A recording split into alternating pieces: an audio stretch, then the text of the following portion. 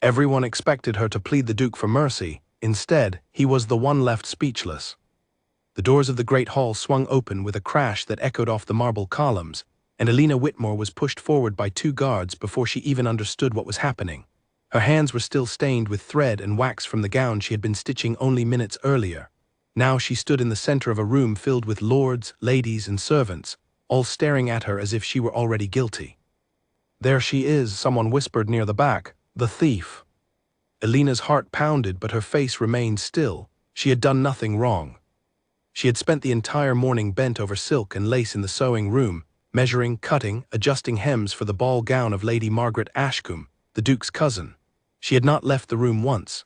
Yet here she was, dragged before the most powerful man in the county, accused of stealing a jewel worth more than she would earn in 10 years of honest work.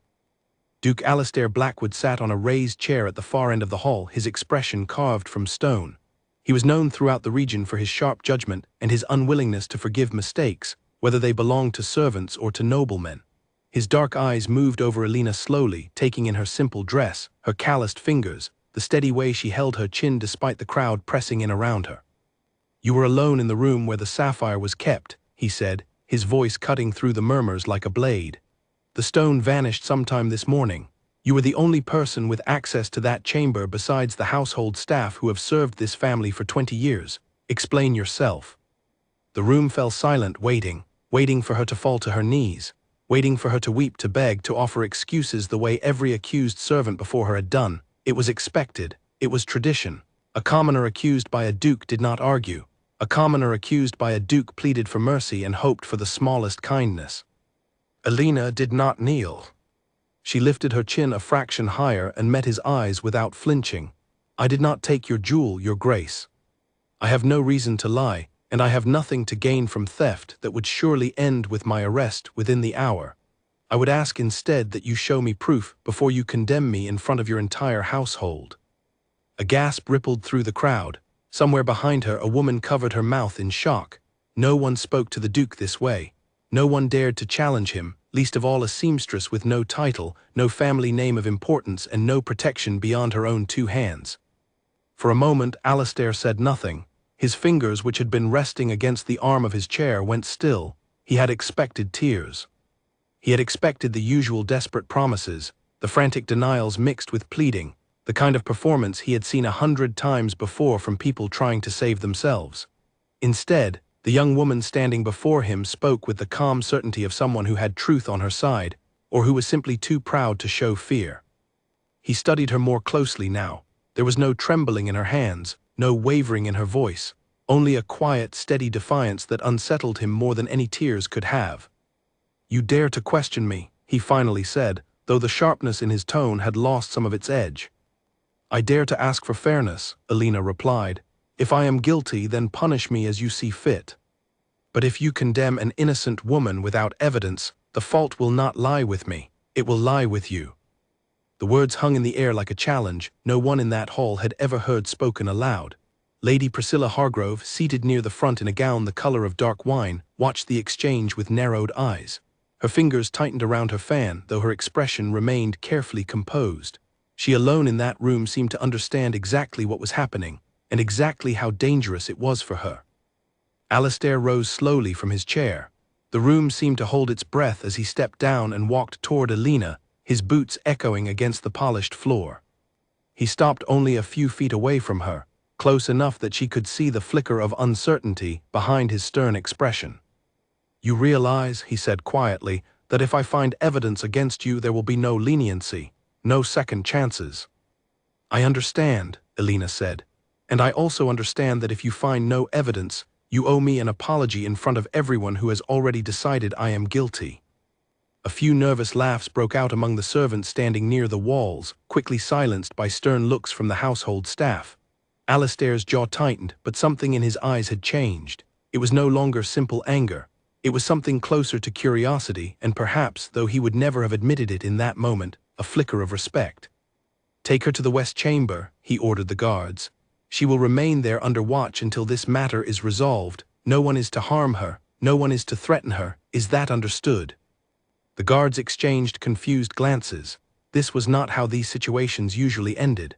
Accused servants were locked in the cellar, not given rooms with locks on the doors and orders for their safety.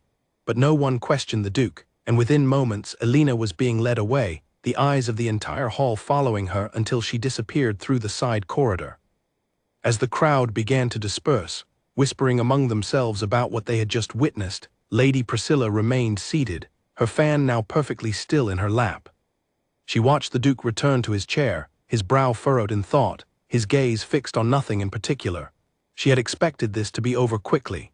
She had expected the seamstress to be dismissed from the estate in disgrace within the hour, her reputation destroyed, her small dressmaking business ruined before it had even begun to threaten Priscilla's own standing among the ladies of the county. Instead, the Duke looked troubled, and that troubled look was the last thing Priscilla had wanted to see. Later that evening, in the small chamber where Alina had been placed, she sat by the narrow window, watching the last light fade over the gardens below. The room was simple but clean, nothing like the cold, damp cellar she had expected.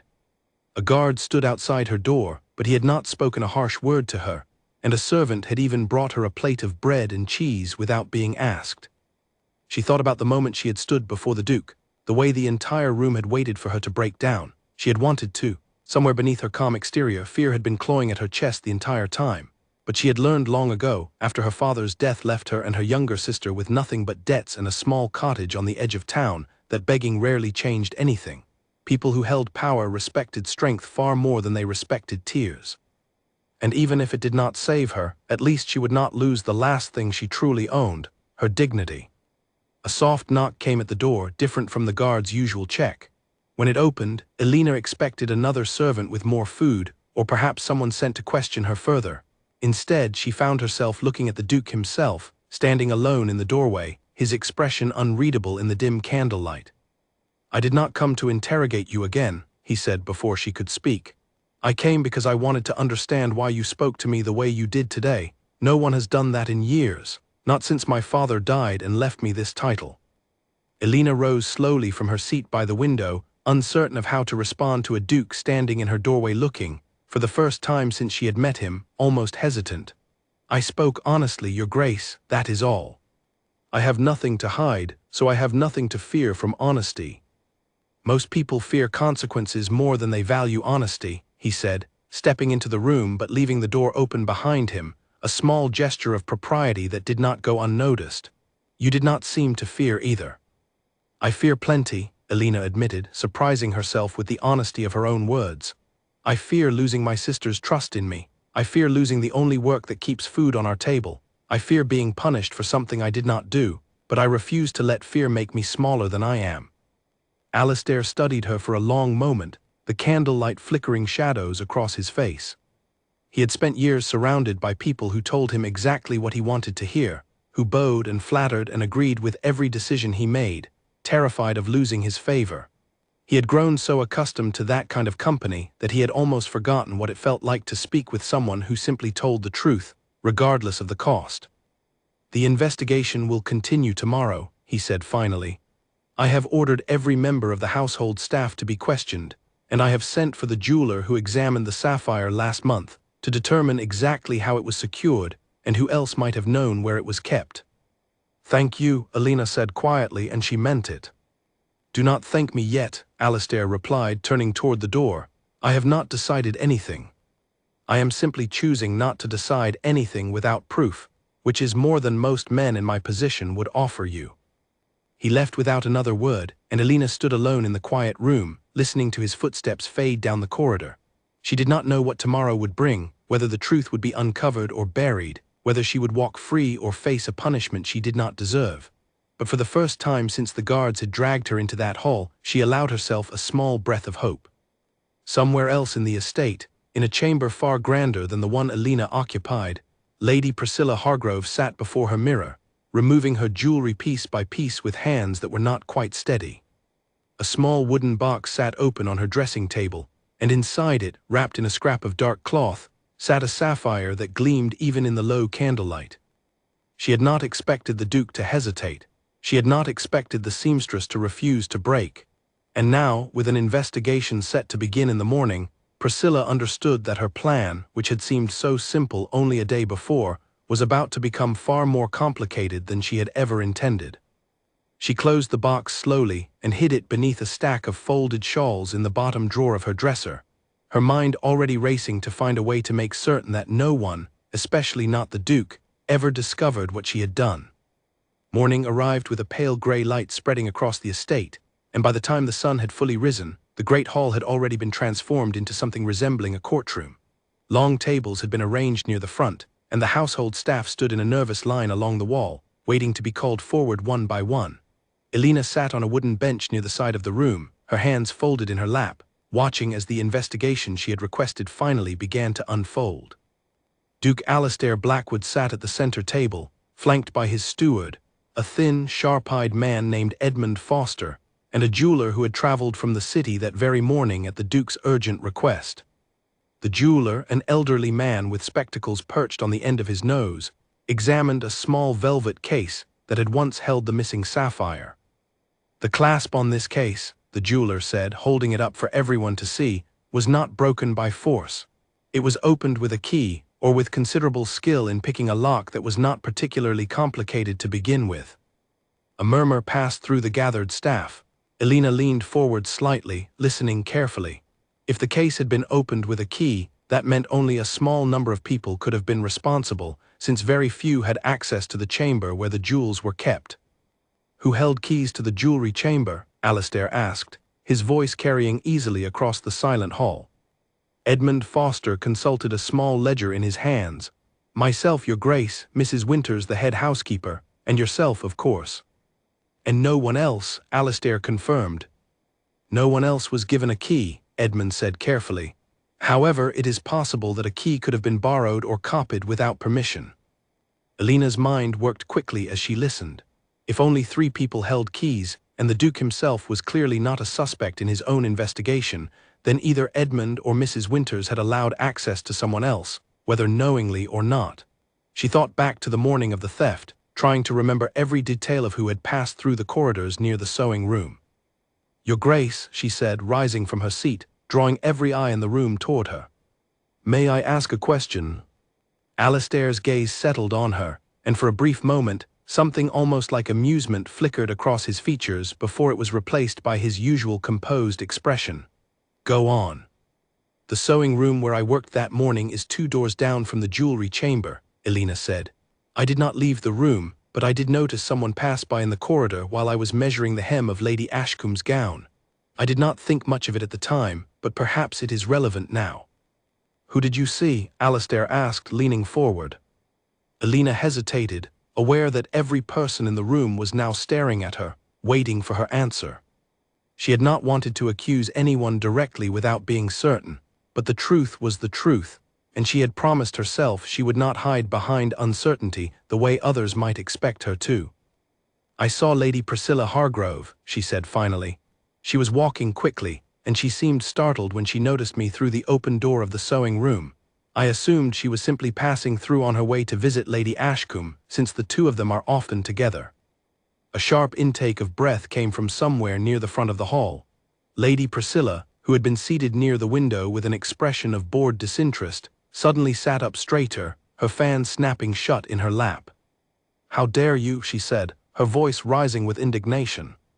You accuse me, a guest of this household, based on nothing more than seeing me walk down a corridor. I have every right to walk wherever I please within this estate. I have accused you of nothing, Elena said calmly, though her heart was beating rapidly beneath her composed exterior. I have only answered the Duke's question honestly as he requested. Alastair's eyes moved between the 2 women, his expression carefully neutral, though his mind was already turning over the possibilities. He had known Priscilla Hargrove for years, ever since their families had become close through his late father's business dealings. She had always seemed pleasant enough, if a little too eager to please him, a little too interested in his affairs. He had never considered her capable of theft, but he had also never considered that his own household could be so easily deceived. Lady Priscilla, he said slowly, did you pass through the corridor near the sewing room on the morning the sapphire went missing?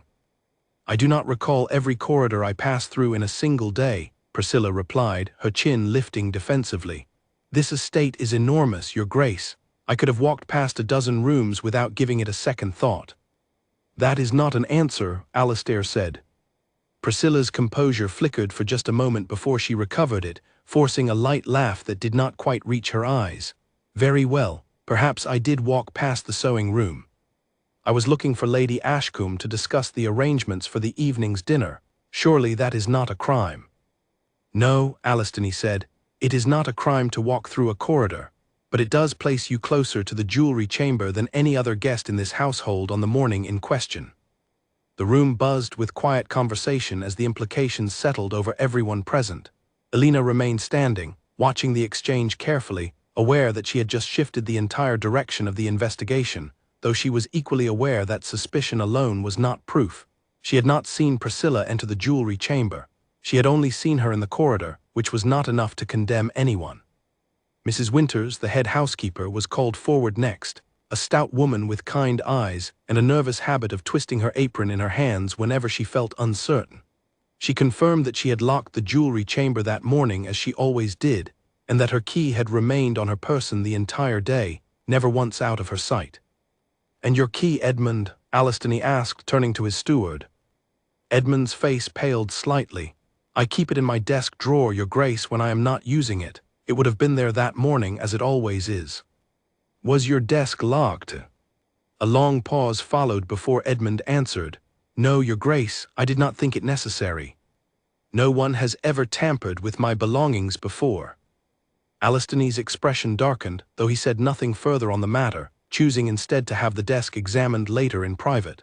Elena watched the entire exchange with growing interest, piecing together the fragments of information in her mind. If Edmund's key had been left unattended in an unlocked drawer, then anyone with access to his office could have taken it, used it, and returned it before anyone noticed it was missing. The investigation continued for the better part of the morning, with servant after servant called forward to answer questions about their whereabouts on the day of the theft. None of their accounts revealed anything particularly useful, though a young stable boy mentioned seeing Lady Priscilla's personal maid, a quiet woman named Greta, hurrying through the servants' passage that morning with a basket covered in cloth. "What was in the basket?" Alistony asked. The stable boy shrugged nervously.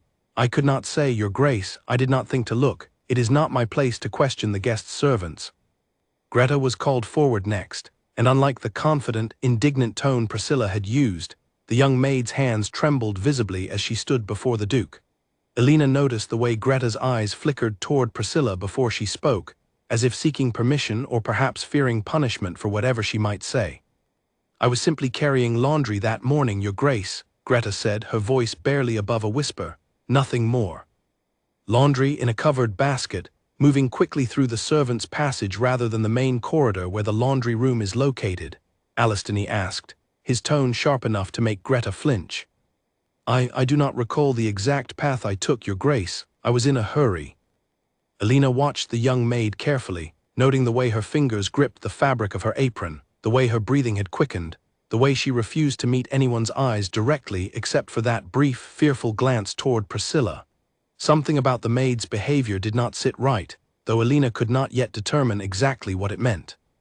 "That will be all for now," Alistony said finally, dismissing Greta, though his eyes lingered on her retreating figure with clear suspicion. As the hall began to empty for a midday recess, Elena found herself approached by a tall man with a weathered face and sharp, observant eyes, dressed in the simple uniform of the estate's head guard. His name, she would later learn, was Henry Whitfield, a former investigator for the local magistrate before he had taken up work securing the Duke's estate. "You have a good eye for detail," Henry said quietly, falling into step beside her as she made her way toward the small garden courtyard where she had been permitted to walk during breaks in the questioning. "Most people in your position would have simply pleaded their own innocence and said nothing more. You gave the Duke actual information to work with." "I only told the truth," Elena said. "Truth is a powerful tool," Henry replied, "but only when it is used wisely. You have made an enemy today whether you intended to or not. Lady Priscilla is not the kind of woman who forgives easily, guilty or innocent." Elena felt a chill settle over her despite the warmth of the midday sun. "Do you believe she is guilty?" Henry glanced around them, ensuring they were not overheard before he answered. "I believe there is more happening in this household than a simple theft. I have served this family for many years, and I have learned to trust my instincts. My instincts tell me that maid Greta knows far more than she is willing to say, and that fear, not loyalty, is keeping her silent." "Fear of what?" "That," Henry said, "is what we need to find out before this investigation concludes and the wrong person pays the price for someone else's crime." They walked together in silence for a moment, the weight of his words settling over Alina as she considered everything she had witnessed that morning. She thought of Greta's trembling hands, of Priscilla's forced laughter, of the unlocked drawer in Edmund's office. Pieces of a puzzle, scattered and incomplete, but pieces nonetheless. "Will you help me find the truth?" Alina asked, turning to face Henry directly. "Not because it will save me, though I admit that matters greatly to me, but because an innocent person should never suffer for a crime they did not commit, no matter who is truly responsible." Henry studied her for a long moment, a small, approving smile finally breaking through his otherwise stern expression. "I have watched this household for years, waiting for someone to finally stand up and demand real justice instead of quiet convenience. I think, Miss Whitmore, that you might be exactly the kind of person this estate has been missing." As afternoon settled over the estate, Alistony remained in his study, reviewing the notes his steward had taken during the morning's questioning.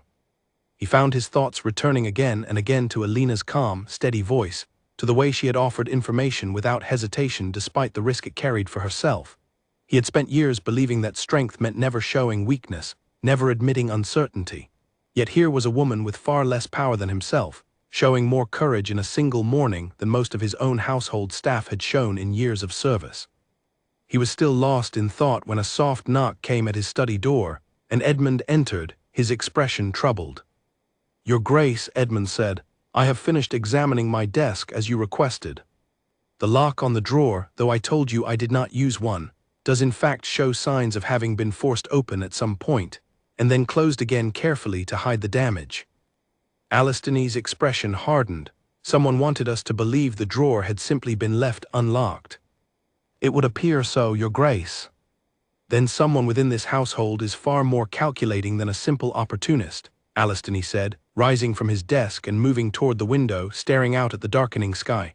"This was planned, and if it was planned, then the person responsible is still here, still watching, still waiting to see whether their plan succeeds." Edmund shifted uncomfortably. "Do you have a suspect in mind, Your Grace?"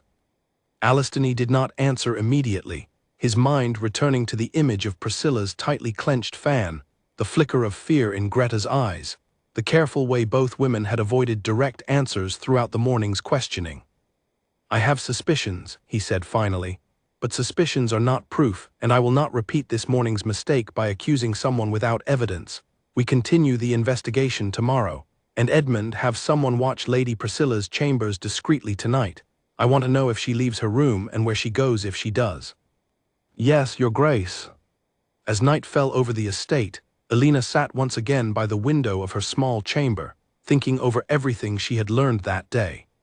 She did not yet have proof of her innocence, but for the first time since the accusation had been made against her, she felt as though the truth was finally within reach, waiting to be uncovered by those brave enough to keep searching for it.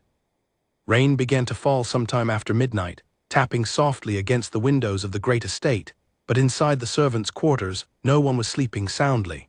Henry Whitfield moved silently through the darkened corridors, keeping to the shadows near the wall as he made his way toward the wing where the guest chambers were located. The Duke had asked him personally to watch Lady Priscilla's movements, and Henry intended to do exactly that, though something told him the answers he sought might not come from Priscilla herself, but from the frightened young maid who served her. He found Greta first, standing near the servants' entrance to the kitchen, wrapped in a thin shawl against the chill of the night air. She startled violently when he stepped out from the shadows, nearly dropping the small bundle she carried. "Miss Greta," Henry said quietly, keeping his voice calm to avoid frightening her further, "it is very late for you to be awake. May I ask where you are going at this hour?" I was simply fetching water for my mistress," Greta stammered, though the bundle in her arms clearly held no pitcher or basin. Henry's eyes moved to the bundle, and Greta's grip on it tightened instinctively, her face growing pale in the dim light of the single candle burning near the kitchen door. "I do not wish to frighten you," Henry said gently, "but I believe you know something about what happened to the Duke's sapphire." I also believe you have been too afraid to speak the truth, perhaps because someone has threatened you, or perhaps because you fear losing your position if you speak against your mistress." Tears welled in Greta's eyes, and for a moment, Henry thought she might simply turn and flee back into the darkness. Instead, she let out a shaky breath, her shoulders sagging as if a great weight had suddenly settled upon them. "If I tell you," she whispered, "she will ruin me. She has told me as much herself. She said if I ever spoke a word of what I witnessed, she would see to it that I never found honest work again in this county, and that my family would suffer for my disloyalty." "What did you witness, Greta?" Henry asked, keeping his voice low and steady. Greta glanced around the empty corridor, as though expecting Priscilla to materialize from the shadows at any moment. "I saw her, Your Grace's steward's office, the morning before the theft was discovered. She was there when she should not have been, and when I asked her what she was doing, she told me it was none of my concern, and that if I valued my position, I would forget I had ever seen her there at all." Henry felt his pulse quicken, though he kept his expression carefully composed.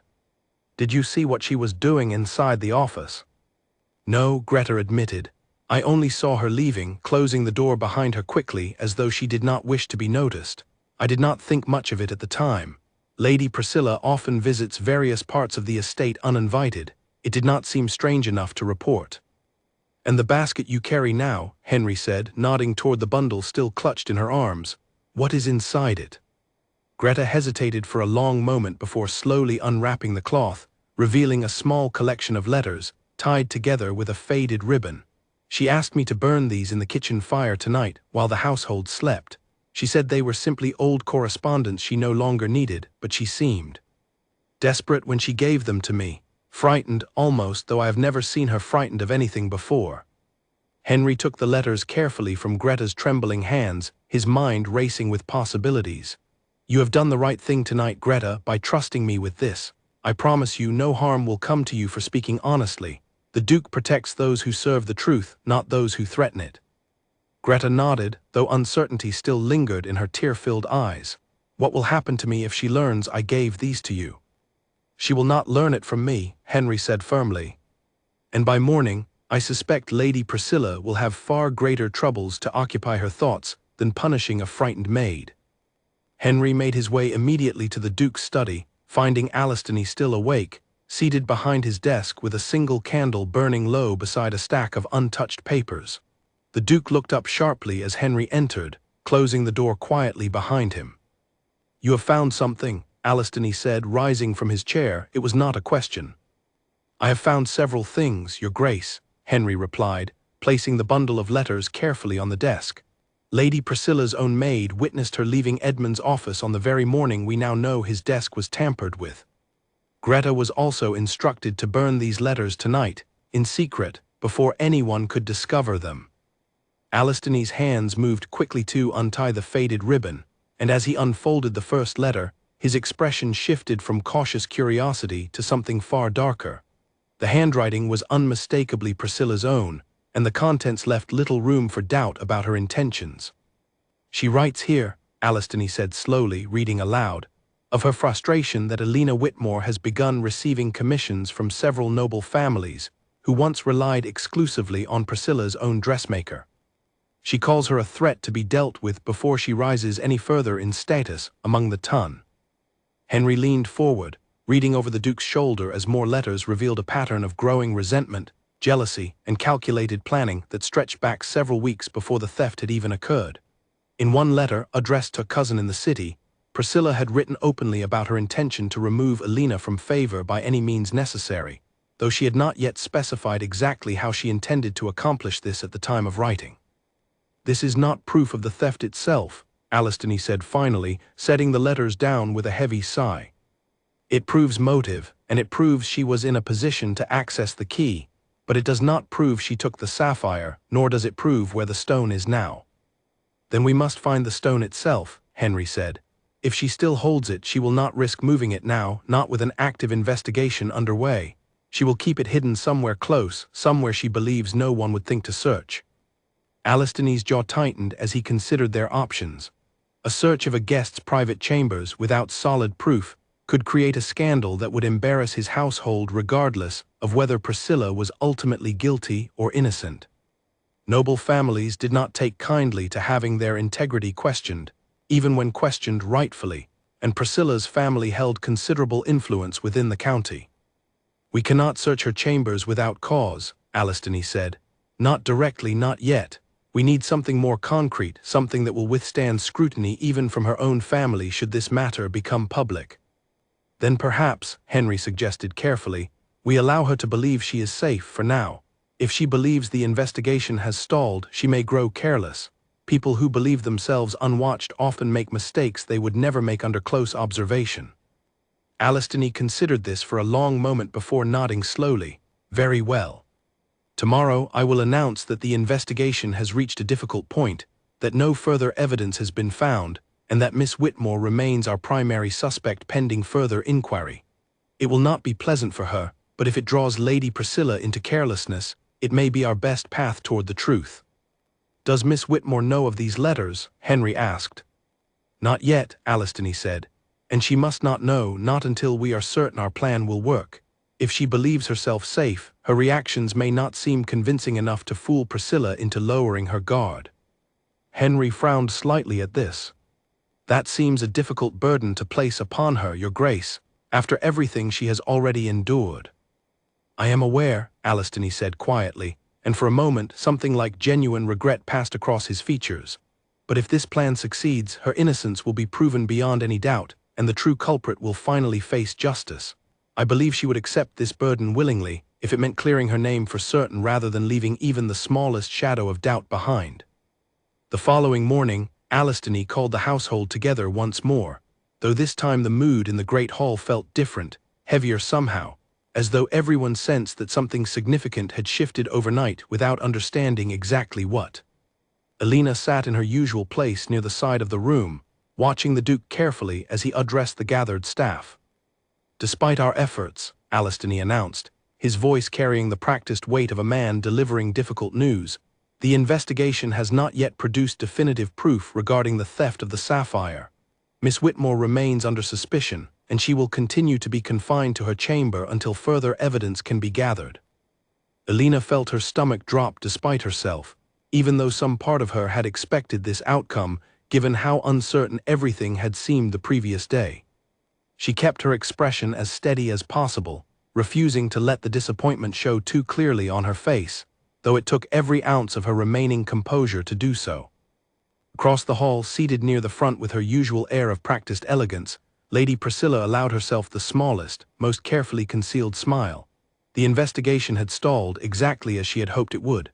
Perhaps, she thought, her carefully constructed plan had succeeded after all, and soon this troublesome seamstress would be dismissed from the estate entirely, her reputation ruined beyond any hope of recovery. What Priscilla did not know, as she rose from her seat and made her way gracefully out of the hall, was that Henry Whitfield remained close behind her at every turn from that moment forward, watching, waiting, patient as a hunter tracking prey that believed itself safely hidden from view. And in the Duke's study, the bundle of letters remained locked securely away, waiting for the moment when they would finally be needed to bring the entire deception crashing down. That evening, as the household settled into its usual quiet routine, Elena received an unexpected visitor at her chamber door. Henry Whitfield entered quietly, closing the door behind him before speaking in a low voice that would not carry beyond the room. "I owe you the truth, Miss Whitmore," he said, "even though the Duke asked that it remain hidden from you for now." Elena listened in growing astonishment as Henry explained everything that had happened the previous night, from Greta's tearful confession to the discovery of Priscilla's letters, to the careful plan the Duke had devised to draw the true culprit into a mistake. By the time he finished, Elena's hands were trembling, though not from fear this time, but from a mixture of relief and simmering anger at the woman who had so casually tried to destroy her life and livelihood. "He asked you to keep this from me," Elena said slowly, "so that my reaction this morning would seem genuine enough to convince her the investigation had truly stalled." "Yes," Henry admitted. "I disagreed with the decision, but I understood his reasoning. I did not wish for you to continue believing yourself abandoned, however, not for another single night, regardless of what strategy the Duke believes serves the investigation best." Elena felt a warmth spread through her chest despite the exhaustion and strain of the past 2 days, a warmth born not just from relief, but from the realization that she was not as alone in this as she had feared. "Thank you, Henry, truly." "We are close now," Henry said, "closer than she realizes. All that remains is finding where she has hidden the stone itself, and proving beyond any doubt that her hand alone is responsible for everything that has happened to you this past week." As Henry left her chamber and disappeared once more into the shadowed corridors of the great estate, Elena remained standing by her window, watching the moon rise slowly over the gardens below, and for the first time since the accusation had been made against her, she allowed herself to believe, truly believe, that justice was finally within reach.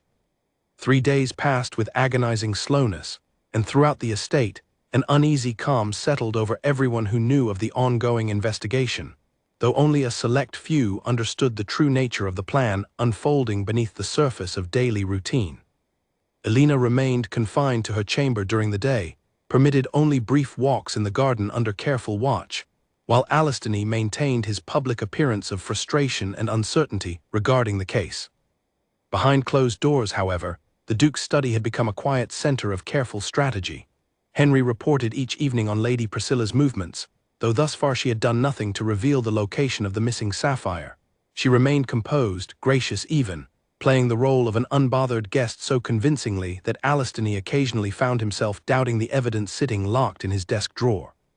"She is far more careful than I anticipated," Henry admitted one evening, standing before the Duke's desk with his hands clasped behind his back. "She has not left her chambers after dark since the night Greta gave us the letters. She suspects something, even if she does not know precisely what." "Then perhaps," Alistany said, rubbing his temples wearily, "we must give her a reason to believe her secret remains safe enough to act carelessly." It was Elena, during one of her brief permitted walks in the garden, who first suggested the idea that would ultimately change the course of the entire investigation. She had been walking alongside Henry, who had taken to accompanying her during these walks under the pretense of ensuring she did not attempt to flee the estate, when she noticed Lady Ashcombe, the Duke's cousin, seated nearby with several other noblewomen, discussing the upcoming autumn ball that had been planned weeks earlier. "The ball," Elena said suddenly, stopping mid-stride. "It has not been cancelled, has it, despite everything that has happened?" "No," Henry replied, glancing at her curiously. "The Duke intends to proceed with it as planned in 3 days' time, to avoid drawing further suspicion or alarm among the guests already invited." "Then that is when she will feel safest," Elena said, her mind working quickly as the idea took shape. "During a large gathering with dozens of guests moving throughout the estate, with music and dancing and every servant occupied with preparations. If Lady Priscilla intends to move the sapphire or perhaps sell it discreetly to someone attending the ball, that would be the moment she would choose. Amid all that chaos, who would notice one guest slipping away for a few private moments?" Henry considered this carefully, a slow smile spreading across his weathered features. "You may be right, Miss Whitmore.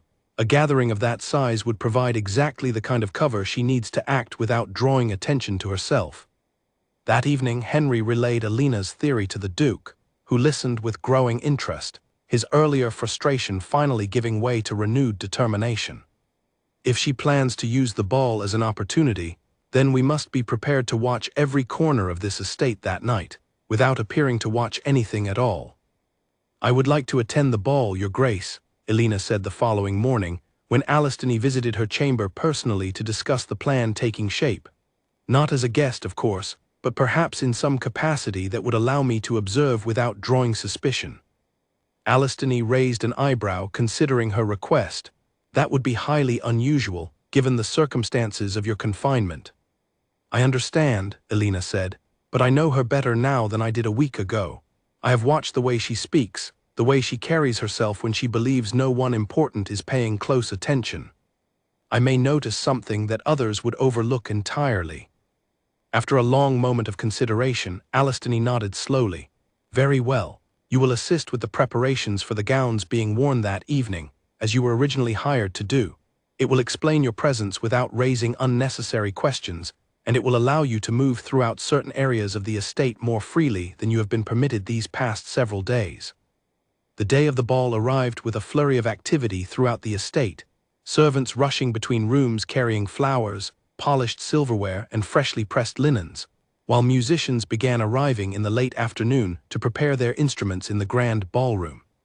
Elena found herself busier than she had been in days, helping several of the noblewomen with final adjustments to their gowns, all while keeping a careful, watchful eye on Lady Priscilla whenever she happened to pass through the same room. As evening fell and the ball began in earnest, the great estate transformed into a glittering spectacle of candlelight, music, and laughter. Guests from across the county filled the ballroom, their voices blending together in a constant hum of conversation as they danced and mingled beneath the enormous chandeliers hanging from the vaulted ceiling. Elena remained near the edges of the room, officially assisting with any last-minute adjustments to the ladies' gowns, though her true attention remained fixed on Lady Priscilla, who moved through the crowd with practiced elegance, greeting guests with warm smiles and gracious words that betrayed nothing of the tension Elena knew must be lurking beneath her composed exterior. Across the room, Alistany moved among his guests as well, playing the role of a gracious host even as his eyes occasionally sought out Elena's, exchanging silent glances that carried far more meaning than either of them could have expressed openly in such a public setting. Henry, dressed inconspicuously among the household staff serving refreshments, kept a careful watch on every exit from the ballroom, ready to follow anyone who slipped away unexpectedly. It was nearly 2 hours into the celebration when Elena noticed Priscilla glance toward the large clock mounted near the entrance to the ballroom, her expression tightening almost imperceptibly before she excused herself from the group of ladies she had been speaking with and made her way toward the corridor leading to the guest wing. Elena caught Henry's eye across the room and gave the smallest nod toward the corridor. Without drawing attention to himself, Henry set down the tray he had been carrying and slipped quietly out of the ballroom, following at a discreet distance as Priscilla made her way through the darkened hallway, away from the noise and light of the celebration behind her. Elena followed as well, keeping far enough back to avoid detection while remaining close enough to observe. Her heart pounded with each careful step, the sounds of the ball growing fainter behind her as she moved deeper into the quieter wing of the estate. Ahead of her, Priscilla reached her chamber door and slipped inside, though she did not close it completely, leaving it open just a crack as though expecting someone. Moments later, a figure emerged from the shadows near the far end of the corridor, a man Elena did not recognize, dressed in fine but unremarkable clothing that suggested he was a guest rather than a household servant. He approached Priscilla's door cautiously, glancing around before slipping inside and pulling the door closed behind him. Henry appeared silently at Elena's side, his expression grim. "That is not one of our invited guests," he whispered. "I do not recognize him from the guest list at all." "A buyer, perhaps," Elena whispered back, her pulse racing with the realization that they might be witnessing the exact moment their entire investigation had been waiting for. "Someone she arranged to meet here, using the ball as cover, exactly as I suspected." They waited in tense silence for several long minutes, pressed against the wall near a shadowed alcove where they could observe the door without being easily seen themselves. Finally, the door opened again, and the unfamiliar man emerged, tucking something small into the inner pocket of his coat before hurrying back down the corridor and disappearing around the corner, presumably to make his exit from the estate through a servant's entrance rather than the main hall.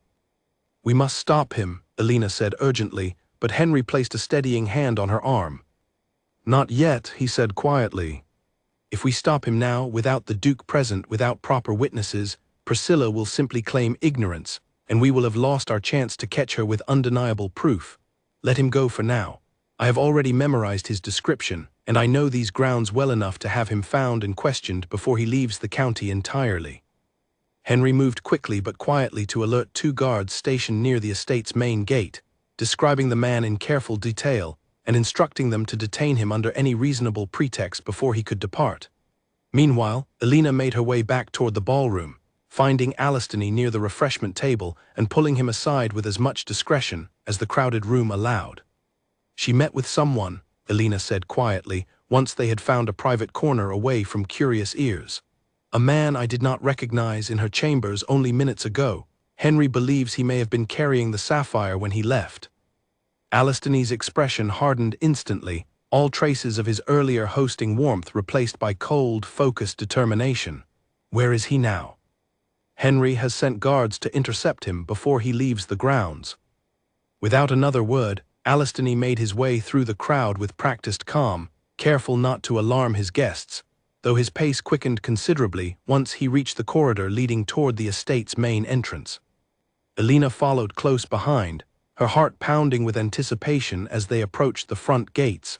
where Henry stood waiting alongside two guards who had successfully detained the mysterious visitor. The man, clearly startled and increasingly nervous under the combined scrutiny of the Duke, Henry, and the two guards flanking him, attempted to protest his innocence, claiming he had simply lost his way while searching for the carriage house. But when Henry calmly requested that he empty his coat pockets, the man's confident denials faltered noticeably. Reluctantly, and under the weight of the Duke's unwavering stare, the man withdrew a small cloth-wrapped bundle from his inner pocket. As Henry carefully unfolded the cloth, the candlelight from a nearby lantern caught the unmistakable brilliant blue gleam of a sapphire, exactly matching the description of the stone that had gone missing nearly a week earlier. A collective gasp rose from the small gathering of guards and household staff who had assembled nearby, drawn by the tension unfolding at the estate's main entrance. Alistony's expression remained deadly calm, though his eyes burned with quiet fury as he regarded the trembling man before him.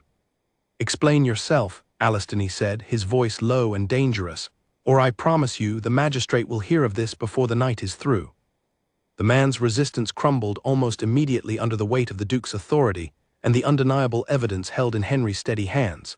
"I was paid," he stammered, "by Lady Priscilla Hargrove to purchase this stone discreetly and transport it to a buyer in the city who deals in rare jewels without asking too many questions about their origin.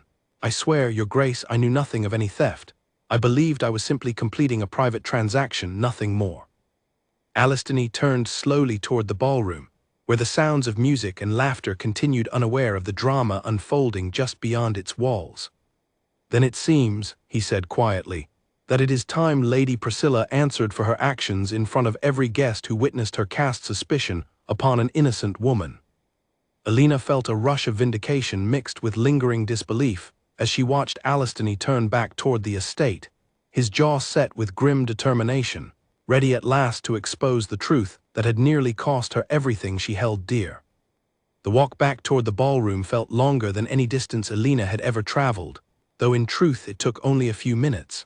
Henry kept the captured stranger under close guard near the entrance, while Alistony moved forward with the deliberate, controlled steps of a man who had finally found solid ground beneath years of uncertainty and misplaced trust.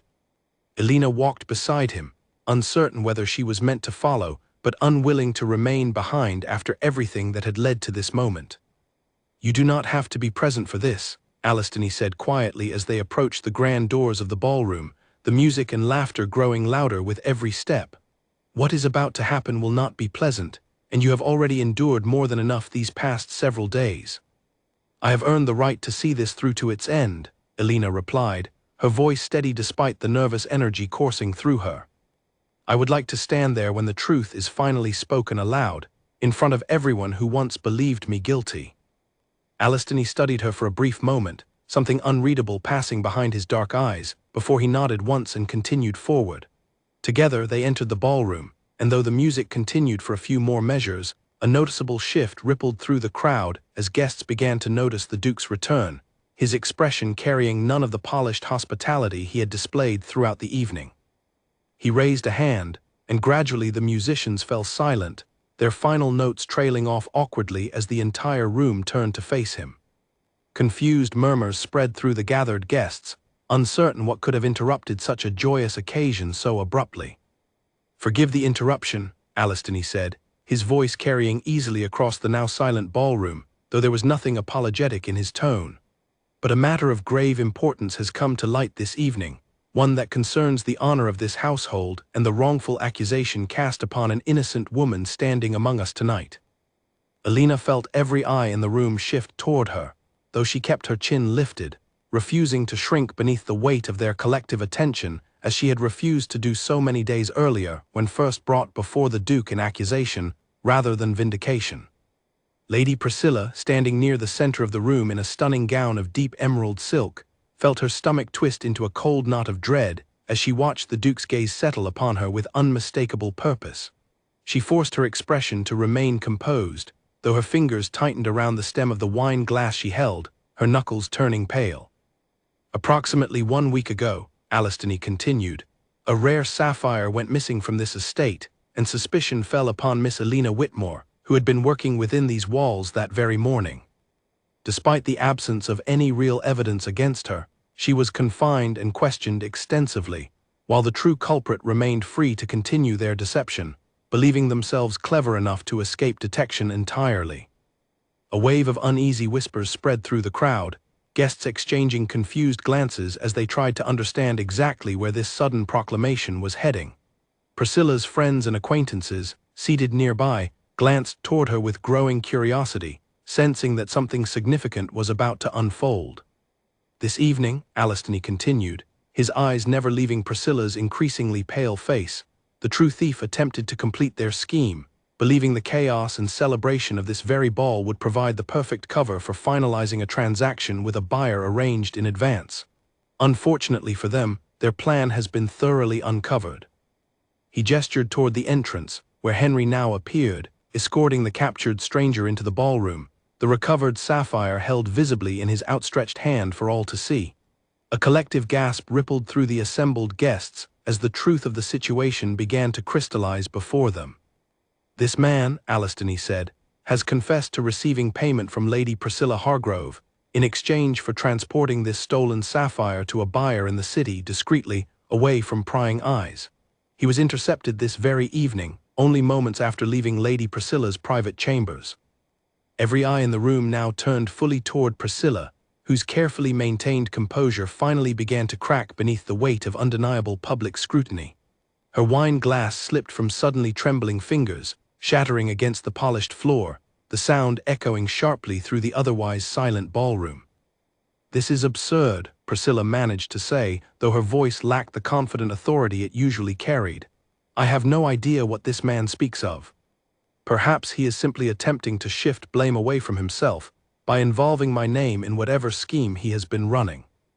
"We also recovered letters," Alistony said calmly, though the sharpness in his tone left no room for doubt regarding his conviction, "written in your own hand, describing your resentment toward Miss Whitmore's growing reputation among the noble families of this county, and your explicit intention to remove her from favor by any means you deemed necessary." Priscilla's face drained of all remaining color as the reality of her exposure settled fully upon her. She glanced desperately around the room, searching for some ally, some sympathetic face among the crowd that might offer her a way to salvage the situation, but found only shocked, judgmental stares from guests who had, until moments ago, considered her a respected member of their social circle. "You cannot possibly believe," Priscilla said, her voice rising with growing desperation, "that a common seamstress deserves greater trust than a woman of my standing, my family's reputation." "Reputation," Alistony interrupted sharply, "does not excuse deception. It does not excuse allowing an innocent woman to suffer public humiliation and confinement while you calmly continued your scheme, believing your title alone would protect you from consequence. If anything, your standing within this county makes your actions all the more disgraceful, given the trust and respect so many were willing to extend to you." A heavy silence fell over the ballroom, broken only by Priscilla's ragged breathing as she realized, finally and completely, that there was no escaping the truth that had unfolded before every important family in the county. Her carefully constructed reputation, built over years of calculated social maneuvering, crumbled in a matter of minutes beneath the weight of her own written words and the testimony of the man she had hired. "Take her to a private chamber," Alistony instructed two of his guards, his voice firm and final. "She will remain under guard until proper authorities can be summoned to handle this matter according to the law. This is no longer simply a household dispute. Theft and the deliberate framing of an innocent person are matters that extend well beyond the walls of this estate." Priscilla opened her mouth as though to protest further, but seemed to recognize at last the futility of continued denial in the face of such overwhelming evidence. She allowed herself to be led away by the guards, her earlier grace and confidence replaced entirely by a stunned, hollow expression that spoke more clearly than any words could have of her complete downfall. As the doors closed behind her, the ballroom remained silent for a long moment before Alistony turned toward Elena, who stood only a few steps away, her own expression a complex mixture of relief, vindication, and lingering disbelief that the ordeal which had consumed her every waking thought for the past week had finally reached its resolution. "Miss Whitmore," Alistony said, his voice carrying across the room with deliberate clarity, ensuring every guest present understood the full weight of what he was about to say, "I owe you a public apology, one that is long overdue. I judged you unfairly based on circumstance rather than character, and I allowed you to suffer confinement and public suspicion when you deserved neither. For that I am deeply sorry, and I hope, in time, you might find it within yourself to forgive the injustice this household has caused you." The room remained utterly silent, every guest present witnessing something none of them had ever expected to see. The proud, unbending Duke Alistony Blackwood offering a sincere, public apology to a woman with no title, no noble lineage, nothing but her own quiet dignity and unwavering honesty. Elena felt tears threatening at the corners of her eyes, though she blinked them back, unwilling to let emotion overwhelm her in front of so many watching faces. "Thank you, Your Grace," she said finally, her voice steady despite the whirlwind of emotions coursing through her. "I appreciate your willingness to admit fault, though I understand the difficulty of doing so before so many witnesses." "The difficulty," Alistony said, a small, genuine smile finally breaking through his usually stern expression, "is far less significant than the injustice would have been had I allowed it to continue unchecked. You taught me something valuable this week, Miss Whitmore, something I fear I had forgotten long before this incident ever occurred.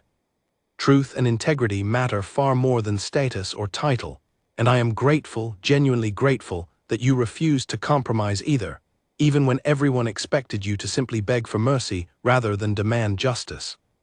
The musicians, sensing the moment had reached its natural conclusion, hesitantly began to play once more, a soft, gentle melody that gradually eased the tension lingering throughout the ballroom. Guests slowly returned to their conversations, though the events they had just witnessed would undoubtedly become the primary topic of discussion throughout the county for weeks to come. Elena remained standing near the edge of the dance floor, watching as normalcy slowly returned to the celebration around her, though her own thoughts remained fixed on the remarkable transformation this ordeal had brought about, not just in how others perceived her, but in how the Duke himself had come to view the world beyond his own privileged position. In the days that followed the ball, news of Lady Priscilla's disgrace spread rapidly throughout the county, carried from household to household by servants, merchants, and the noble families themselves, each retelling adding fresh detail to what had already become one of the most talked-about scandals the region had witnessed in years. Priscilla's own family, mortified by the revelation of her actions, arranged for her removal from Blackwood Estate within 2 days, sending a carriage escorted by their own private guards to collect her quietly under cover of early morning darkness, hoping to minimize further public attention to the matter.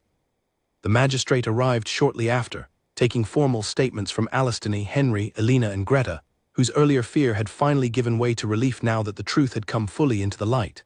The stranger who had been caught carrying the sapphire proved cooperative under questioning, confirming every detail of his arrangement with Priscilla and ultimately avoiding harsher punishment by agreeing to testify fully regarding her involvement. Priscilla herself, facing formal charges related to theft, deception, and the deliberate framing of an innocent person, found her once secure social standing utterly destroyed. Invitations that had once arrived regularly from every notable family in the county ceased entirely. Doors that had once opened warmly at the mention of her name now remained firmly closed. Her family, desperate to salvage what remained of their own reputation, arranged for her to live quietly on a distant relative's estate far from the county where her scheme had unraveled so publicly, effectively ending her presence within society as everyone had once known it. For Elena, the aftermath brought changes of an entirely different nature. Word of her calm resolve throughout the ordeal, combined with the Duke's public apology, spread just as quickly as news of Priscilla's downfall, though the story surrounding Elena carried admiration rather than scandal. Noble families who had previously overlooked her modest dressmaking business now sought her services specifically, drawn as much by curiosity about the woman who had stood unshaken before the Duke as by genuine appreciation for her considerable skill with needle and thread. "You have more commissions requested this week," her younger sister, Charlotte, announced one morning, waving a small stack of letters as she entered the modest cottage they shared on the edge of town, "than we received during the entire previous month combined. Elena, I believe your reputation has changed rather dramatically." Elena smiled softly, setting aside the gown she had been working on to examine the letters her sister had brought. Indeed, among the requests were names she recognized from among the county's most respected families, ladies who had once barely acknowledged her presence during fittings, now eager to secure her particular attention for their own wardrobes. It seems adversity has proven unexpectedly profitable, Elena said, though there remained a certain weariness beneath her words, the lingering exhaustion of an ordeal that, however successfully resolved, had still tested every ounce of her courage and resilience. "Are you well truly?" Charlotte asked, settling onto the small wooden bench beside her sister, her earlier excitement giving way to genuine concern. "You were confined for nearly a week, accused publicly of a crime you did not commit. That is not something easily forgotten, regardless of how favorably the situation ultimately resolved." Elena considered the question carefully before answering, her fingers absently smoothing the fabric spread across her lap. "I am tired, Charlotte, more tired than I have felt in a very long time, but I am also strangely grateful for what happened, difficult as that may be to explain. It forced me to discover exactly how much I was willing to endure rather than compromise my own integrity, and it revealed the true character of those around me, both the worst and the best of it." Charlotte studied her sister thoughtfully. "The Duke visited our cottage yesterday while you were delivering that gown to Lady Ashcombe. Did you know that?" Elena's hands stilled completely. "He came here." "He did," Charlotte confirmed, a knowing smile beginning to form at the corners of her mouth. "He did not stay long, and he seemed rather uncertain of himself, which I confess surprised me greatly given everything I have heard about his usual demeanor." "He left this for you." Charlotte produced a small, elegantly wrapped package from the pocket of her apron, placing it carefully into Elena's hands. Elena examined the delicate wrapping for a long moment before carefully unfastening the ribbon, revealing a beautiful set of silver sewing shears, finely crafted and clearly quite expensive, along with a small folded note tucked alongside them. She unfolded the note with trembling fingers, reading the Duke's careful handwriting in the quiet privacy of their small cottage kitchen. "Miss Whitmore," the note began, "I find myself uncertain how to properly express the depth of my gratitude and continued admiration for the courage you displayed throughout an ordeal that never should have befallen you in the first place. These shears are a small token, inadequate as I recognize it to be, meant to represent both apology and appreciation for the invaluable skill and character you have demonstrated. I would be honored, should you find yourself willing, to discuss further how the estate might properly compensate you for the difficulties you endured, and perhaps, should circumstances allow, to know you better beyond the unfortunate context in which our acquaintance began. Yours, with sincere respect and admiration, Alliston E. Blackwood." Elena read the note twice, her heart beating rapidly as she processed the careful, almost hesitant tone woven throughout the Duke's formal words. Charlotte, watching her sister's expression shift through several emotions in rapid succession, could not contain her curiosity any longer. "Well," Charlotte prompted eagerly, "what does it say?" Elena folded the note carefully, a small, thoughtful smile finally settling upon her features. "It says, I believe, that the Duke of Blackwood Estate finds himself rather uncertain how to properly court a woman who refused, from the very beginning, to be intimidated by his title." Charlotte's eyes widened with delighted surprise. "Elena, do you intend to respond to him?" "I have not yet decided," Elena admitted, though the smile lingering on her lips suggested her decision had already been made, even if she was not quite ready to voice it aloud. "But I believe, perhaps, I owe him the courtesy of a proper conversation, given everything we have both endured this past week." Meanwhile, at Blackwood Estate, Alliston found himself increasingly distracted throughout his usual duties, his mind returning repeatedly to thoughts of Elena's steady composure, her unwavering honesty, and the quiet strength she had displayed even when the entire weight of circumstance seemed determined to crush her spirit. He had encountered countless women throughout his years as Duke, many of them eager for his attention, his title, his considerable wealth. None of them had ever affected him the way this simple seamstress had managed to do within the span of a single tumultuous week. "You seem troubled, Your Grace," Edmund observed one afternoon, finding the Duke staring absently out his study window rather than attending to the estate's usual paperwork spread across his desk. "Not troubled," Alliston corrected, though a small, uncertain smile tugged at the corner of his mouth, "merely reflecting on how thoroughly 1 week can alter a person's entire perspective on what truly matters." Edmund raised an eyebrow but wisely chose not to press the matter further, though he suspected correctly that the shift in his employer's demeanor had everything to do with the young seamstress whose calm defiance had captured the attention of the entire household, including, quite evidently, the Duke himself. 3 days later, a carriage from Blackwood Estate arrived at the small cottage where Alina and Charlotte lived, and Alina, dressed simply but neatly, stepped forward to meet Alistony, who had arrived personally rather than sending a servant to summon her formally to the estate. "Your Grace," Alina said, offering a polite but genuine smile as she approached the carriage, "I did not expect you to come yourself.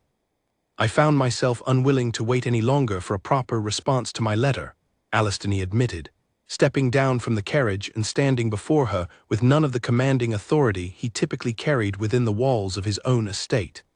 Here, on the modest grounds of her family's cottage, he seemed almost humble, uncertain in a way that struck Alina as genuinely endearing. "I have been considering your offer," Alina said, "regarding compensation for the difficulties I endured." "And your conclusion?" Alistony asked, though something in his expression suggested he hoped for an answer that extended beyond simple financial matters. "I believe," Alina said slowly, "that proper compensation would involve considerably more than a single conversation, Your Grace.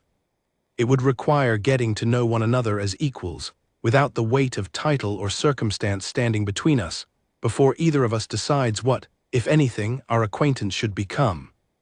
A genuine smile broke across Alistony's features, warmer and more unguarded than any expression Alina had witnessed from him throughout the entire ordeal at his estate.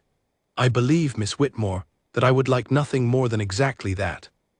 The weeks that followed brought a steady, quiet transformation to both Alina's life and the atmosphere throughout Blackwood Estate. Alistony began visiting the small cottage regularly, always announced beforehand, always respectful of Alina's independence and her responsibilities to her growing dressmaking business, though it did not take long before the entire county began to notice the increasingly frequent presence of the Duke's carriage on the road leading toward the modest home Alina shared with her sister. Rumors, as they always did in a county filled with idle nobility eager for fresh gossip, spread quickly regarding the nature of these visits. Some speculated that the Duke intended simply to compensate Alina further for her earlier suffering. Others whispered, with far more accuracy than they realized, that something deeper had begun to develop between the reserved nobleman and the courageous seamstress who had once refused to plead for his mercy. Charlotte, delighted by the obvious affection blossoming between her sister and the Duke, took every opportunity to tease Alina gently whenever Alistony's visits concluded, and his carriage disappeared once more down the winding road toward the estate. "He watches you the way our father used to watch mother," Charlotte observed one evening, as the two sisters prepared for bed in their small shared chamber. "As though he cannot quite believe his own good fortune." "Do not exaggerate," Alina said, though the warmth spreading across her cheeks suggested she did not entirely disagree with her sister's observation. "I'm not exaggerating in the slightest," Charlotte insisted. "Alina, the man is a duke. He could have chosen any woman in the county, any woman of proper title and considerable wealth, and instead he chooses to visit a simple seamstress's cottage nearly every week, bringing gifts and lingering long past what politeness alone would require." Alina said nothing further, though she could not entirely deny the truth in her sister's words. Over the following weeks, her conversations with Alistony had grown increasingly personal, moving well beyond the formal, careful exchanges that had characterized their initial interactions. She had come to know him not merely as the powerful, sometimes intimidating Duke who had once nearly condemned her without proper evidence, but as a man burdened by responsibilities he had never truly chosen for himself, shaped by a childhood spent preparing for a title that had arrived far sooner than he had ever anticipated, following his father's unexpected death. In turn, Alistony had come to understand Alina not merely as the composed, unshakable woman who had refused to beg for his mercy, but as someone who carried her own quiet burdens, the weight of caring for her younger sister since their parents' passing, the constant financial uncertainty that came with running a small business in a county dominated by wealthy families who could easily choose to withdraw their patronage on a whim. "I never properly thanked you," Alistony said one afternoon, as the two of them walked together through the gardens of Blackwood Estate, a location Alina now visited regularly, no longer as a suspected criminal but as a welcomed guest. "For teaching me something I had forgotten long before Priscilla's scheme ever unfolded." "And what exactly did I teach you?" Alina asked, glancing sideways at him with genuine curiosity. "That true strength has nothing to do with title or wealth, or the authority one holds over others, Alistony said thoughtfully. It comes from within, from a willingness to stand firmly upon the truth even when doing so carries considerable risk. I had surrounded myself for years with people who told me only what they believed I wished to hear, terrified of losing my favor. You alone spoke honestly, regardless of the danger it might have posed to your own circumstances. Elena considered his words carefully as they continued their walk beneath the shaded canopy of ancient oak trees lining the garden path. I simply refused to become someone I was not, Your Grace, regardless of the consequences. My father taught me that dignity, once surrendered, becomes exceptionally difficult to reclaim. Your father sounds as though he was a wise man.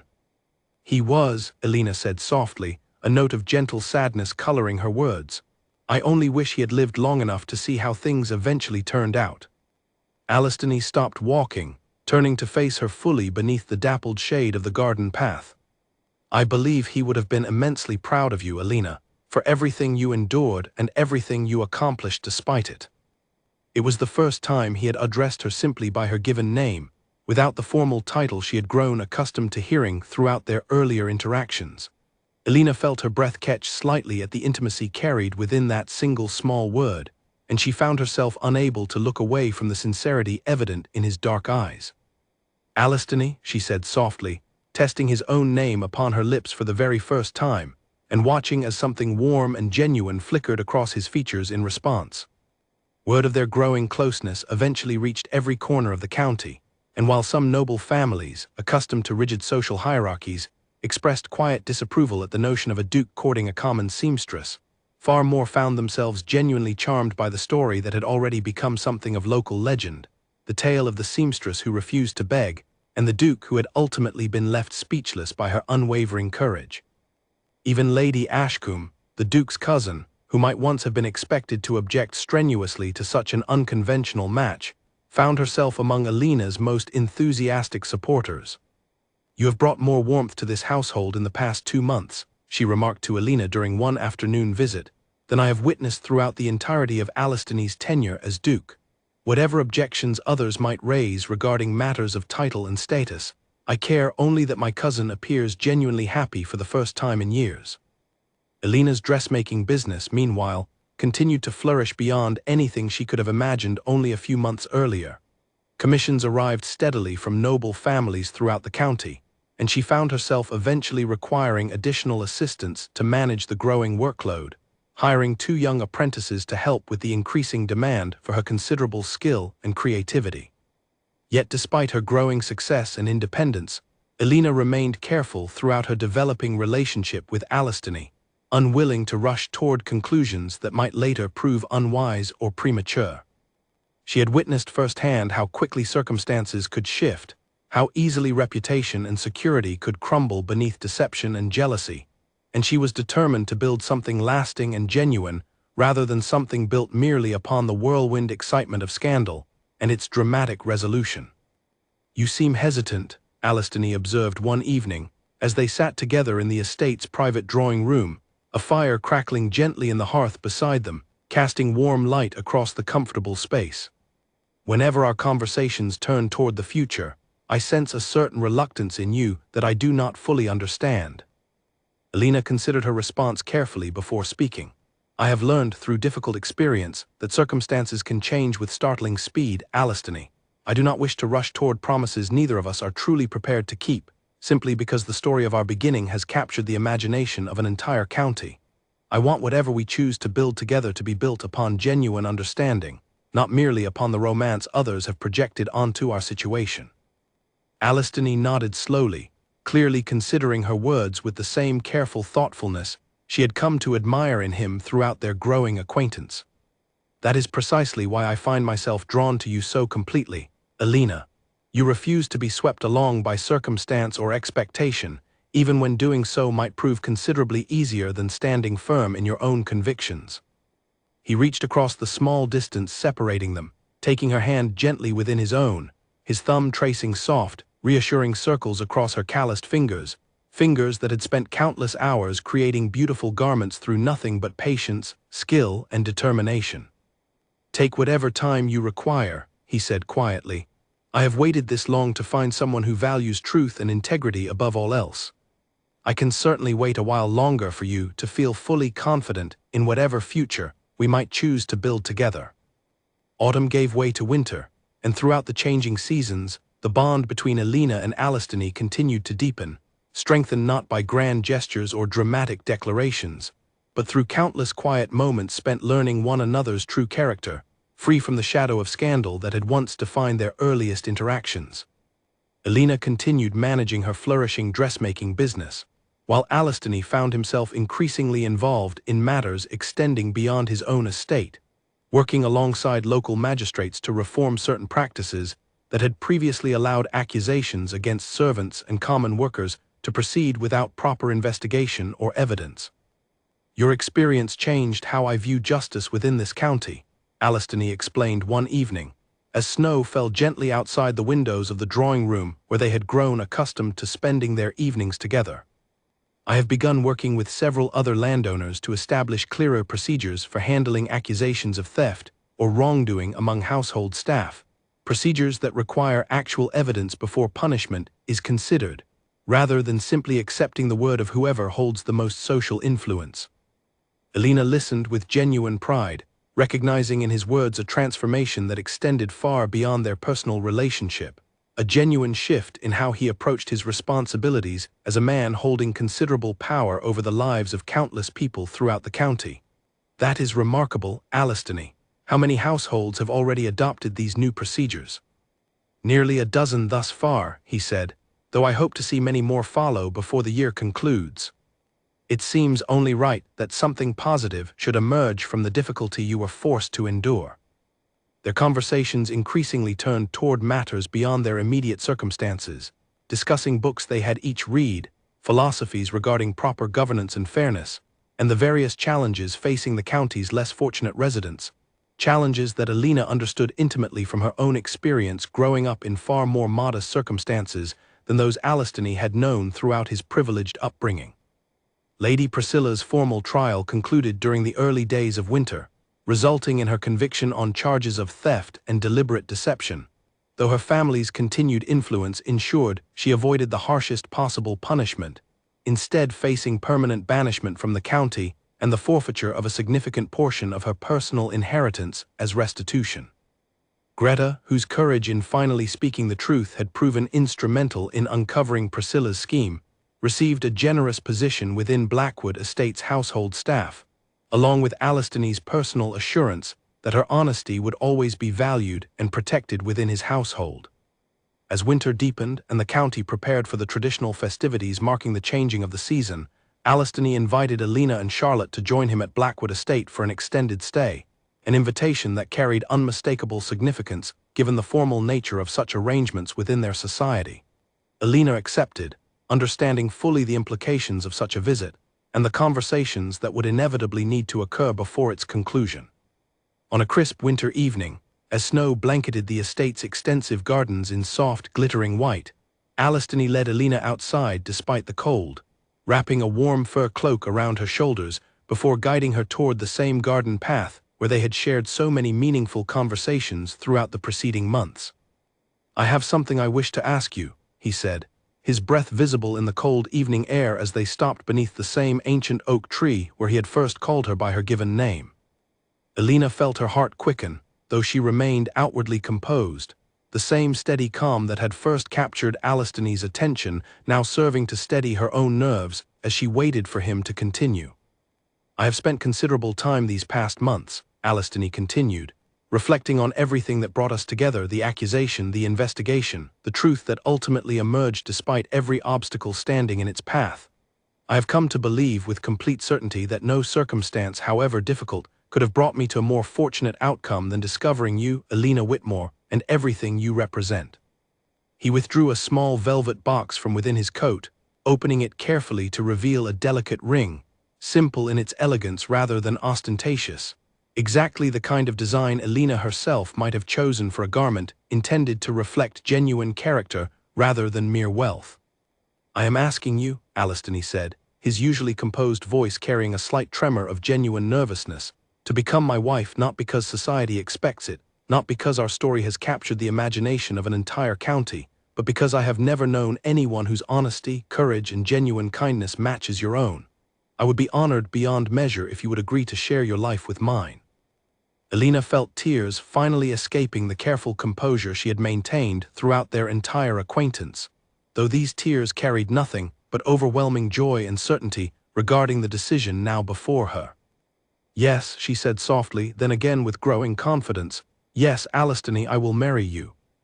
Their wedding, held the following spring as the estate's gardens burst once more into vibrant bloom, became one of the most celebrated events the county had witnessed in years, drawing guests from across the region eager to witness the joining of the Duke and the remarkable seamstress whose courage had once left him utterly speechless before his entire household. Charlotte stood proudly beside her sister throughout the ceremony, joined by Henry, whose steadfast dedication to uncovering the truth had earned him a permanent, trusted position within the estate's management, and Greta, whose quiet honesty had ultimately proven instrumental in ensuring justice prevailed over deception and jealousy. As the ceremony concluded, and the celebration continued long into the warm spring evening, Alistany found himself standing beside his new wife, watching as guests danced and celebrated throughout the very same ballroom where the truth had finally been revealed months earlier, transforming both their lives in ways neither could have anticipated when Alina first stood accused before an entire assembled household. "Everyone expected you to plead for my mercy that day," Alistany said quietly, his arm wrapped gently around Alina's waist as they watched the celebration unfold before them. "And instead," Alina replied, a soft, knowing smile gracing her features, "you were the one left speechless."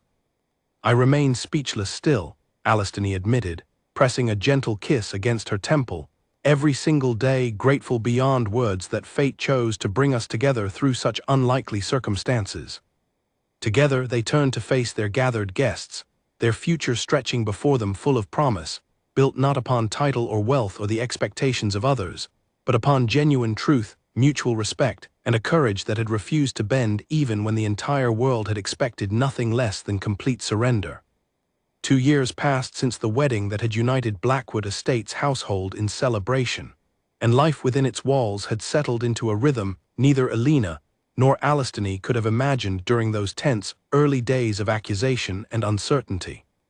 Alina's dressmaking business had grown into one of the most respected establishments in the entire region, employing nearly a dozen skilled seamstresses who trained under her careful guidance, while Alistany continued expanding his reforms regarding fair treatment of household staff across neighboring estates, earning quiet admiration from workers and cautious respect from fellow nobility who had once questioned his unconventional marriage. It was during the height of summer, while Alistany traveled to the capital to attend matters concerning the county's broader governance, that an unexpected letter arrived at Blackwood Estate, sealed with an unfamiliar crest and addressed directly to Alina. She opened it in the privacy of her study, her fingers growing cold as she recognized the elegant, familiar handwriting contained within. The letter came from Priscilla Hargrove. Years of banishment had apparently done little to soften the woman's resentment, for the letter contained no apology, no acknowledgement of wrongdoing, only a chilling warning that she intended to return to the county under a different name, claiming she possessed new evidence that could unravel the very foundation of Alina's marriage, evidence she promised would prove far more damaging than any sapphire ever could. Alina's hands trembled as she finished reading, uncertain whether the threat carried any real substance, or whether it represented nothing more than the desperate, bitter fantasy of a woman who had lost everything, and desperately sought some way to reclaim power over the life that had moved so completely beyond her reach. Either way, she understood immediately that she could not simply ignore such a warning, not when it threatened everything she and Alistany had carefully built together. She summoned Henry immediately, and within the hour he stood before her in the same study where the investigation into the missing sapphire had once unfolded, his expression grave as he read the letter's contents for himself. "She would not dare return openly," Henry said slowly, "not after the magistrate's ruling against her. But that does not mean she lacks the capacity to cause harm from a distance, through rumor, through forged documents, through whatever desperate schemes her bitterness might still conjure." "What evidence could she possibly claim to possess?" Alina asked, her mind racing through every possibility, however unlikely. "Our marriage was built upon truth from its very beginning," There is nothing hidden between Alistany and myself that could be used against us. Perhaps, Henry said carefully, the evidence she speaks of does not need to be genuine. Perhaps she intends only to create enough doubt, enough scandal, to damage your standing within the county, regardless of whether her claims hold any truth whatsoever. Reputation, once questioned publicly, often suffers regardless of eventual vindication. Elena felt a familiar cold determination settling over her, the same steady resolve that had once carried her through her darkest days of false accusation. Then we must discover exactly what she intends before she has any opportunity to act upon it. I will not allow fear of rumor to undermine everything Alistany and I have built together. Over the following days, Henry worked quickly and quietly, reaching out to trusted contacts throughout the region who might have knowledge of Priscilla's current whereabouts and activities. Elena, meanwhile, wrote immediately to Alistany, informing him of the threatening letter and requesting his prompt return from the capital, though she took care not to alarm him unnecessarily, trusting in his judgment to handle the situation calmly once he understood its full context. It was Greta, now a trusted and valued member of the household staff, who ultimately uncovered the crucial piece of information that would prove instrumental in addressing the threat. Through correspondence with a former acquaintance who had once served within Priscilla's family household, Greta learned that Priscilla had grown increasingly desperate in her isolated circumstances, accumulating significant debts through reckless spending in a futile attempt to maintain the lifestyle she had once enjoyed before her downfall. She has no genuine evidence, Greta reported to Elena, relief evident in her voice as she shared what she had learned. My former colleague confirms that Priscilla has been attempting to extort money from several former acquaintances throughout the region, threatening various fabricated scandals in exchange for payment to ensure her silence. It appears you are simply the most recent target of her increasingly desperate schemes. Elena felt considerable relief wash over her upon hearing this confirmation, though she recognized immediately that desperation could prove just as dangerous as genuine evidence, particularly when directed toward someone with nothing remaining to lose. She discussed the matter thoroughly with Henry, and upon his return from the capital, with Alistany as well, ultimately deciding upon a course of action that would address the threat directly rather than allowing fear or uncertainty to linger unresolved. Rather than responding privately to Priscilla's threatening letter, Alistany chose instead to inform the magistrate's office of the attempted extortion, providing evidence of Priscilla's similar attempts against other families throughout the region, evidence that Henry had carefully gathered through his discreet investigation. Within weeks, formal charges were filed against Priscilla for extortion, a violation of the strict terms of her original banishment agreement, ensuring that any attempt she might make to return to the county or cause further harm would result in immediate and severe legal consequences. She underestimated us once again, Alistany remarked, as he and Elena reviewed the magistrate's formal response confirming the charges filed against Priscilla. Perhaps this time the lesson will finally prove permanent. I do not believe someone like Priscilla learns lessons easily, Elena replied thoughtfully, but at least now, the consequences of continuing her schemes will follow her wherever she attempts to hide. We have done everything within our power to protect not only ourselves, but anyone else she might have targeted with similar threats. With the matter fully resolved, and Priscilla's renewed threat neutralized through proper legal channels rather than fear or secrecy, life at Blackwood Estate gradually returned to its familiar, peaceful rhythm. Elena found herself reflecting often on how far she had traveled since that terrifying morning, when guards had first dragged her before an assembled household, expecting her immediate surrender to accusation and shame. She thought of the courage it had taken to remain standing rather than kneeling, to demand proof rather than offer desperate pleading, and how that single choice, made in a moment of genuine fear and uncertainty, had ultimately transformed not only her own circumstances, but the character and conviction of the powerful man who now stood beside her as both husband and equal partner in building a more just and honest household for everyone who called Blackwood Estate their home. As autumn approached once more, bringing with it the golden light and crisp air that had first witnessed the beginning of their unlikely story, Elena stood in the very garden where Alistany had once proposed marriage beneath the ancient oak tree, watching as the leaves began their gentle transformation from green to brilliant gold and amber. Alistany joined her quietly, wrapping his arms gently around her from behind as they watched the sunset paint the sky in soft, warm colors above the estate that had witnessed both their darkest trial and their greatest joy. "Do you ever regret," he asked softly, "how our story began? The accusation, the fear, everything you were forced to endure before we finally found our way to this moment." Elena considered the question carefully, leaning back against him as she watched the last golden light fade slowly across the horizon.